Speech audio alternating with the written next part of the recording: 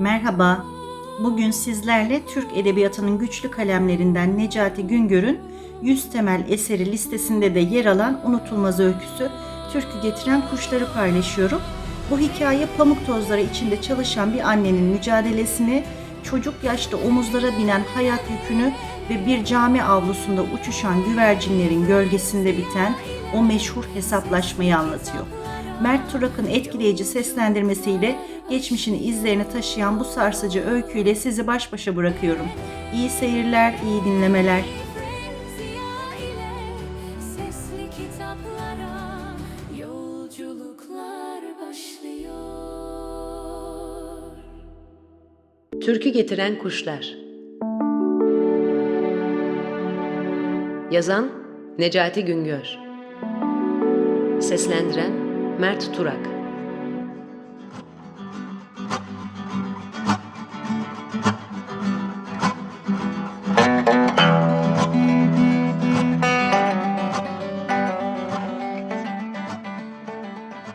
Sekiz yıl nasıl gelip geçmiş, anamın saçlarında ne zaman akteller çoğalmış, hangi işin ardında beli iki büklüm olmuş.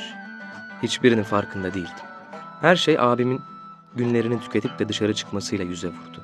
8. yılın ucundan başımı çevirip geriye baktığımda, yaşamak diye bir yığın korku, yılgınlık ve yokluktan öte bir şey bulamazdım. Abim anamı çırçırdan aldı. Oturduğu yerde çimento torbasından kese kağıdı yapmasını belletti. İçeride öğrenmişti kendisi. Bense simit satmayı, kunduracı çıraklığını boşlamış, iplik fabrikasına yazılmıştım nicedir. Fabrika ben çağdaki çocuklarla döndürürdü çarkını o vakitler. Abimin tek derdi, tarlayı satıp beline bir tabanca asmaktı. Öldürdüğü adamın soyundan, aman bilmez bir yerde gafil avlanmaktan korkuyordu doğrusu. İlkin haber saldı deveci Cabbar'a. Bir ses çıkmadı. Sonra kendi gitti ayağına her şeyi göze alıp. Deveci gene indirmedi yükünü doruktan. Dönümüne 150 lira diyordu. 151 deseniz yaramaz bana. Baştan verdiğin 1500 lirayı da sayışırız. Bizim tarla deveci Cabbar'ın topraklarıyla çevriliydi üç yönden. Ağzının içinde gibi. Başka alıcılar çevresinden bile geçmiyorlardı tarlanın.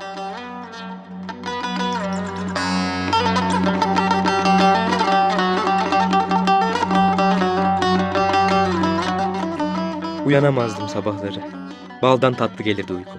Anam öpe okşaya kaldırırdı beni. Yaşım 8'e anca değmiş, çocukluğun elinden kurtaramamıştım daha yakamı. Abim Süleyman babamızın kanlısını vurup dama girmişti. Düşmanların kinli gözleri üstümüzdeyken anam gecenin birinde önüne katıp şehre indirmişti bizi. Dünyanın iyisiyle kötüsünü ne ben ne de aklı eksik kardeşim Mehmet bilirdi. Tarlayı tapansız, develeri çobansız koyup yürümüştük. Anam çırçır fabrikasına yazılmıştı.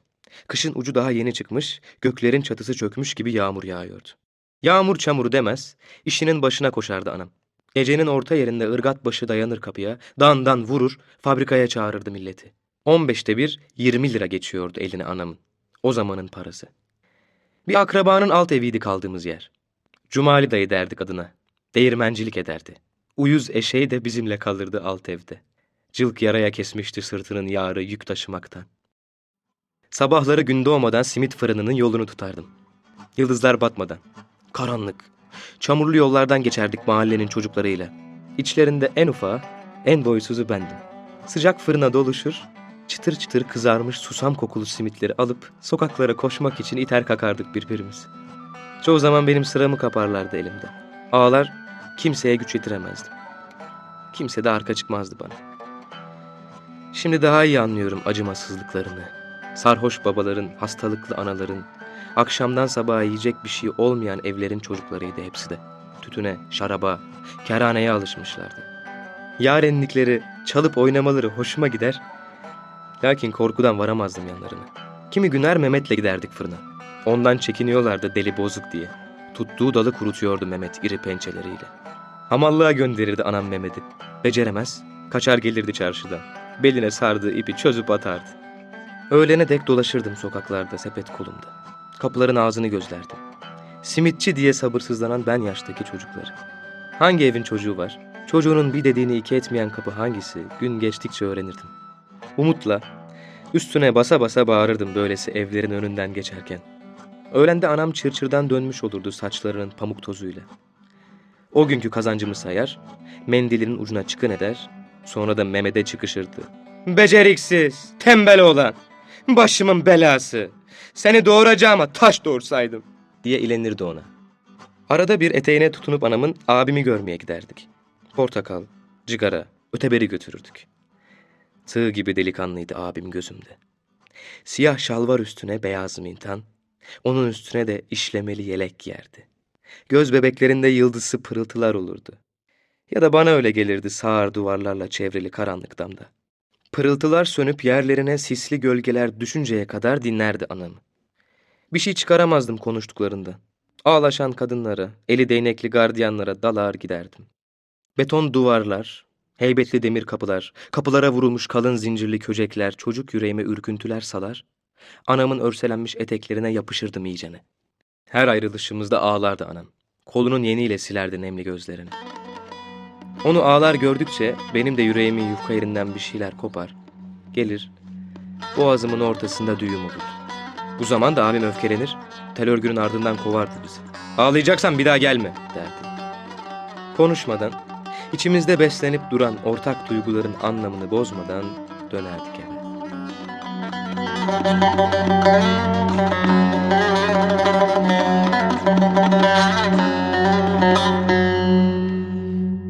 Bir gün tanıdıkları araya koyup köyde sahipsiz kalan tarlayı Deveci Cabbar'a tutuya bıraktı anam. Gelen parayla Narlıca'da bir ev yeri satın aldı. Kamış evlerden yaptırmayı koymuştu aklına. 4 çukura dikilen 4 direk üstüne kurulurdu bu evler. Kamışları çamurla sıvayıp bir de saç kapattın mı oluyordu sana ev. Tabanı çamur üstüne oturtulur. Yağmurdan yaştan gözümüzün açılmadığı günlerde büsbütün bataklığın ortasında kalırdık. 9. ayın başı göründü mü çırçır işi tükenir, anam pamuk tarlalarının yoluna düşerdi bir aylığına. Mehmet de bir zaman sonra köye çobanlığa dönmüştü. Çocuk başımla kalırdım evde. Mahallenin kırdı kaçtıları bana tebelleş olurlardı. Sepetimi kaçırır, simitleri yağma ederlerdi. Küçüklüğün, çaresizliğin, yenilginin acısıyla kapı önüne çöker, ağlardım o zaman. O bir aylık süre geçmek bilmez, zehir zıkkım gibi çakılırdı kursağıma. Anam kan kıymık içinde kalmış elleriyle dönünceye kadar sürerdi.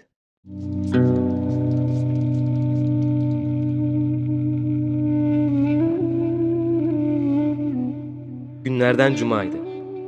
Çarşı esnafıyla yakın köylerden gelenler yeni caminin avlusuna doluşup namaza hazırlanıyordu. Abdest bozanlar, abdest tazeleyenler birbirine girmişti. İşini bitiren imama yakın bir yer kapmaya koşuyordu içeri. Musalla taşının duldasına oturmuş, oradan 2 kapıyı da gözaltına almıştık abimle.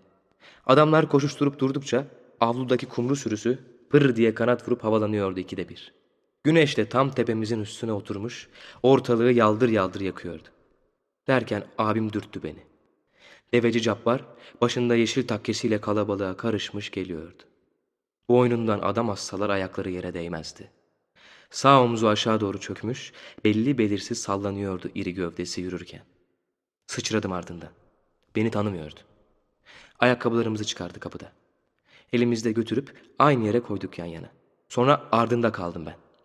Tertemiz halılar üstüne diz çökmüş bir yığın insan, donup kalmışlar gibi öyle sessiz, sedasız vaizi dinliyorlardı. Deveci Cabbar çöker çökmez, taşları ışıl ışıl bir tesbih çıkarıp çevirmeye başladı bir eliyle. Koca gövdesi dizlerine ağır geldiğinden yanlayıp oturmuştu. Yanında durduğumu görmedi bile. Gittikçe içerisi doluyor, son cemaat yerindeki hasırlara yığılıyordu gelenler. Minaredeki adam selayı bitirmiş, ezana başlamıştı artık. Burnundan fısır fısır solumasını dinliyordum devecinin.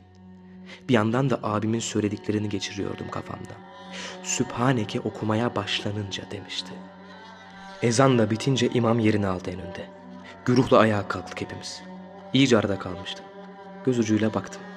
Deveci Cabbar'ın dirseğine anca varıyordu boyu.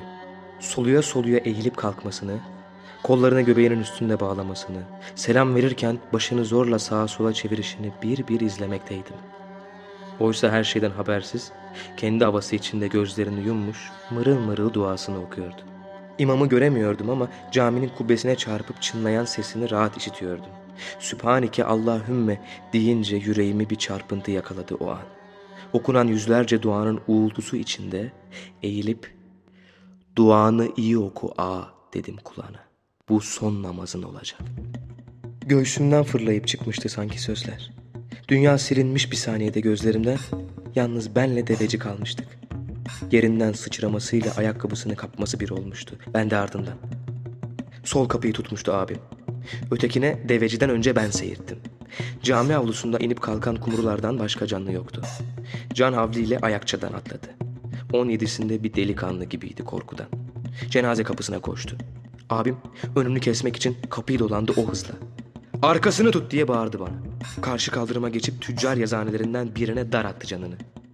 Yazıhanede oturanların ne oldu demesine fırsat kalmadan yetişti abim. Ayağını koydu kapıya. Beraber gidip kapattık kapıyı. Sırtımı dayadım. Hepiniz tanıyın. Beni öldürecek bunlar diye bağırdı deveci. Hepsinin içinde en boysuzu bizdik gene. Adamların gözleri üstümüze dönmüştü kötü kötü. Bir elini ceketinin cebinde tutan abim, cezaevinden yeni çıktım diye aldı sözü. Sesi öfke doluydu. Babam tarlamız için öldü. Ömrümün 8 yılını da ben verdim ardından. Bu tarla şimdi bu adamın avucunda. Kendisi değerini vermediği gibi başkasını da uğratmıyor tarlanın başına. Serin bir hava esti içeride. Adamların gözü gelip gidip abimin cepteki eline takılıyordu. Bir bardak su verdiler deveci Cabbar'a. Ardından sıkı bir pazarlık başladı. İkimiz de vaziyetimizi bozmadan duruyorduk. Arası çok sürmedi, tarlanın dönümünü 500'den satın almaya razı oldu deveci. Yüzünden şıpır şıpır ter akıyordu. Kağıtlar yazılıp imzalandı. Üstündeki parayı pey verdi.